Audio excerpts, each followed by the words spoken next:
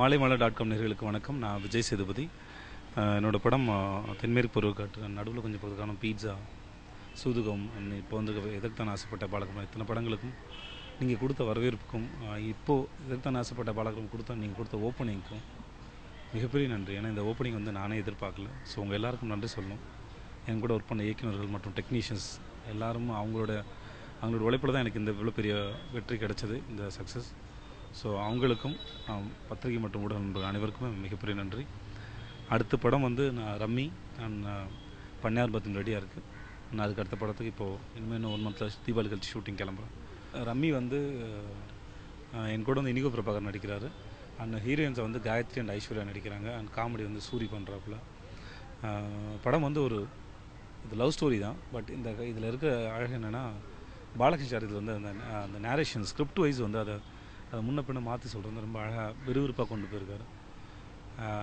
அது ரொம்ப அழகாக வந்திருக்கு. அந்த பண்ணையார் பத்மினி வந்து ஒரு பிரீமியர் பத்மினி காரை நெசிக்கிற ஒரு பண்ணையார், அவரை போலேயே அந்த காரை நெசிக்கிற முருகேசன் டிரைவர் கேரக்டரில் பண்ணியிருக்கேன். ஸோ இந்த காருக்கும் எங்களுக்கான எமோஷன்ஸ் தான் படமே.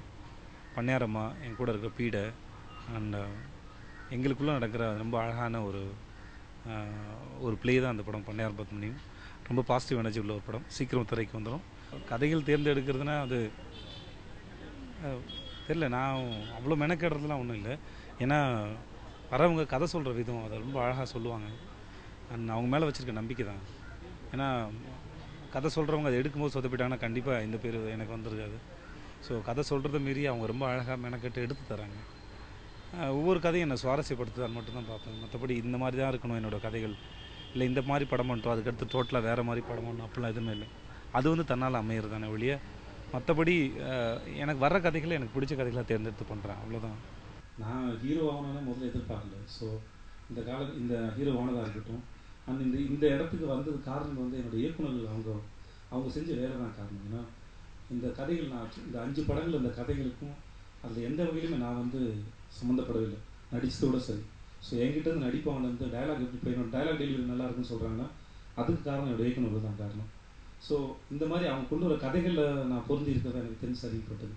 ஏன்னா சூதுகம் மாதிரி ஒரு படம் வந்து என் கேரியரில் சீக்கிரம் நான் பண்ணணும்னு எதிர்பார்க்கவில்லை.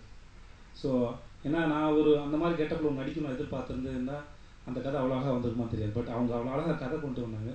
அதை நான் ரொம்ப அழகாக போய் உட்காந்துக்கிட்டேன். ஸோ அதுதான் சரிப்பட்டது. ஸோ இன்னும் வர கதைகள், ஏன்னா ஒரு இன்டர்வியூவில் கோகுல் சார் சொல்லும்போது சொன்னார், ஏன்னா கற்பனைங்கிறது நாங்கள் பண்ணி கொண்டு வரும்போது அது ஒரு ஃப்ரீயாக வருது. ஸோ அது நம்ம புகுத்தரோட கிரியேட்டர்ஸ் அவங்க கிரியேட் பண்ணி கொண்டு வரதில் வந்து நமக்கு பிடிச்சதை பார்த்து உட்காந்துக்கு ரொம்ப அழகாக இருந்தது. சங்கத்தேவன் படத்தை நான் ப்ரொடியூஸ் பண்ணல சார். முதல்ல என்கிட்ட அவ்வளோ பண்ணலாம் கிடையாது. அந்த படத்தை வந்து ஜேஎஸ்கே ஃபிலிம் கார்பரேஷன் அவர் தான் ப்ரொடியூசர். நான் ஃபஸ்ட் காப்பி பண்ணி கொடுப்பேன் ப்ரொடக்ஷன் சைடில் வந்து. ஏன்னா அப்போது வந்து நான் வந்து இது நான் போய் சொல்லலை அவர்கிட்ட. அன்றைக்கி தான் ஜேஎஸ்கே சார் ரொம்ப பிஸியாக இருந்தாங்க. ஸோ அப்போ வந்து கேட்டாங்க, நீங்களே வேணால் எடுத்து பண்ணி கொடுக்குறேன் பண்ணி கொடுக்குறேன்னு சொல்லிட்டு. ஸோ என் கூட வந்து என்னோடய மேனேஜர்ஸ் என்னோடய ஃப்ரெண்ட்ஸ் எல்லாம் இருந்தாங்க. ஸோ அவங்க கூட கேட்டேன், பண்ணிடலாமான்னு கேட்டேன். ஸோ சடனாக ஒரு 1 ஹவரில் எடுத்த முடியுது. அதனால தான் படத்துக்கு கம்பெனி பேர்லாம் பெருசாக எதுவுமே யோசிக்கல, விஜய் சேது ப்ரொடக்ஷன்ஸ்னே ஆரம்பிச்சிட்டேன். அந்த படத்தை பொறுத்த வரைக்கும் நான் ஃபஸ்ட் காப்பி மட்டும்தான் பண்ணுறேன். படத்தை பண்ணி அவர் ஜேஎஸ்கிட்ட கொடுத்துட்டு போகிறேன். ஸோ டிஸ்ட்ரிபியூஷன் பிஸ்னஸ் எல்லாமே அவர் தான் பார்க்க போகிறாரு. ஸோ அந்த தலைவலி கண்டிப்பாக எனக்கு கிடையவே கிடையாது. அண்ட் அவரோட பிஸ்னஸ் வைஸ் அவர் எவ்வளோ ஸ்ட்ராங்கு நம்ம எல்லாருக்குமே தெரியும். அவருடைய படங்கள் தொடர்ந்து பார்த்துக்கிங்க. பரதேசி, தங்கமீன்கள், அந்த அரவான், நிறையா படங்கள் பண்ணியிருக்காரு அவர். ஸோ இப்போ எதற்கான ஆசைப்பட்ட பாலகுமாரன். ஸோ பிஸ்னஸ் அவர் பார்த்துக்க போகிறாரு. எனக்கு அது தப்புன்னு தெரியல. ஏன்னா என்ன மாதிரி பேக்ரவுண்ட்லேருந்து வர ஒருத்தவங்க சினிமாக்குள்ளே வந்து நிற்கிறதே வந்து பெரிய டஃப். அதோட இது பெரிய டஃப்பாக தெரியல என்னை பொறுத்த வரைக்கும். நான் இருக்கிற சினிமா தானே, ட்ரை பண்ணி பார்க்குறது தப்புலாம் தோணுச்சு, ட்ரை பண்ணேன். கௌதமன் சாரும் நானும் மீட் பண்ணியிருக்கோம், பேசியிருக்கோம். பட் இப்போதைக்கு நான் பண்ணுற எஸ்பி ஜன்னா சார் டைரக்ஷன் ஒரு படம் பண்ணுறேன். மற்றபடி நான் பண்ணுற படங்களே நான் திருப்தியாக தான் இருக்கேன். மற்றபடி எனக்கு கொடுத்துருக்க கமிட்மெண்ட்ஸ் ஏற்கனவே அதிகமாக இருக்கனால இதெல்லாம் முடிச்சுட்டு தான் அடுத்து மூவ் பண்ணலான்னு இருக்கேன் வேறு இண்டஸ்ட்ரி. ஏன்னா இவங்கெல்லாம் வந்து நான் ஏற்கனவே பீட்சா ரிலீஸ்க்கு முன்னாடி அப்போ வந்து நிறைய பேர்கிட்ட கதை கேட்டிருந்தேன். அவங்க கதைகள்லாம் நல்லா இருந்தது, அதில் சூஸ் பண்ணி வச்சிருந்த கதைகள். ஸோ இந்த படங்கள் முடிச்சு வரும்போது அவங்க ஒரு ப்ரொடியூசர் அப்ரோச் பண்ணும்போது எனக்கு கேட்பாங்க, ஓகேவா எனக்கு பிடிச்ச கதை தான் பண்ணலாம் கண்டிப்பான்னு சொல்லியிருக்கேன். அது மடமடன்னு அமைஞ்சிருச்சு. மாலைமலர்.com நேயர்கள் அனைவருக்கும் இனிய தீபாவளி நல்வாழ்த்துக்கள். பட்டாசு வெடிக்கும் போது ஜாக்கிரதை வெடிங்க. முடிஞ்ச அளவுக்கு பட்டாசு வெடிக்க தவிர்த்துருங்க. நமக்கும் நம்ம நாட்டுக்கும் நல்ல பூமிக்கு ரொம்ப நல்லது. Thanks so much.